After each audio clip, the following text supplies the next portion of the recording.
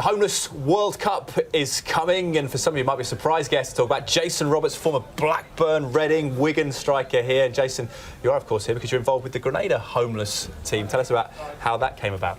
Well, I was lucky enough to meet Mel Young, who's a founder of the Homeless World Cup. And we spoke about some of the work that had been going on through the Jason Roberts Foundation in Grenada. And we discussed the possibility of us being able to put forward a team in this fantastic competition that's been going since 2001. Many people don't realise that although the tournament is very important, you know, five-a-side tournament, over 70 teams from around the world participating around football, it's actually more of a social movement as well. And for Grenada to be part of that, and for me personally and the Jason Roberts Foundation to be part of it was very humbling.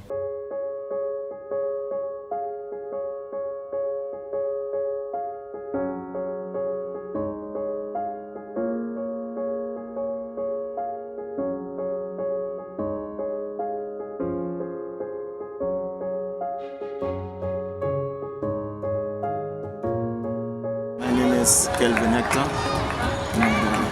the coach and manager of the team.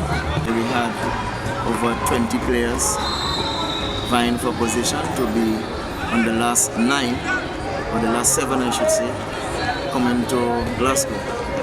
And it was a journey well fought, challenging in the hot sun. And finally we are here with the best 7 out of the last 30. My name is Travis Ernie, and I'm 24 years of age from Grenada. How this tournament is helping people, like homeless people and disabled people otherwise. I wish I could do the same for people in my community and in my country. Over 100 million people displaced or homeless globally.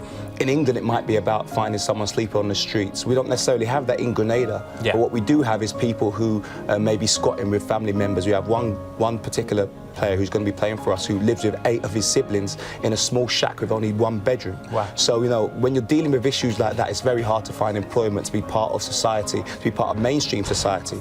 So part of this is not just about the football, but it's about finding value in yourself and allowing you to be given the best chance to give back to the community, find a job, find employment, and go on and find happipiness in yourself. Well, my experience last year, I went to Amsterdam with the team. At least 75% of them are now employed with different companies. So we are there and we are trying, and we're going to make sure that life is better for them after here. To me, it will improve lifestyle. You will try to, as much as you can, to improve your lifestyle. Hopefully it's a good experience for me, and I could do better as a human and as a person when I go back to Grenada. This is Asa representing for Team Grenada and the Homeless World Cup, Glasgow 2016. Here we come. Coming as a coach this year and as a player last year, it's a big difference because this year I have a lot more responsibilities. I'm not only responsible for what I do, I'm also responsible for what the players do.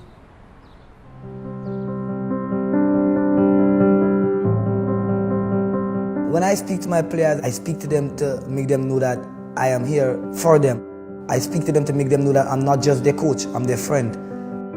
To make them enjoy themselves, to make them grasp this moment. To make this a memory that they would never forget when they get back home.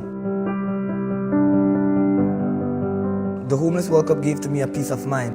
It makes me understand that I'm not alone in this type of situation.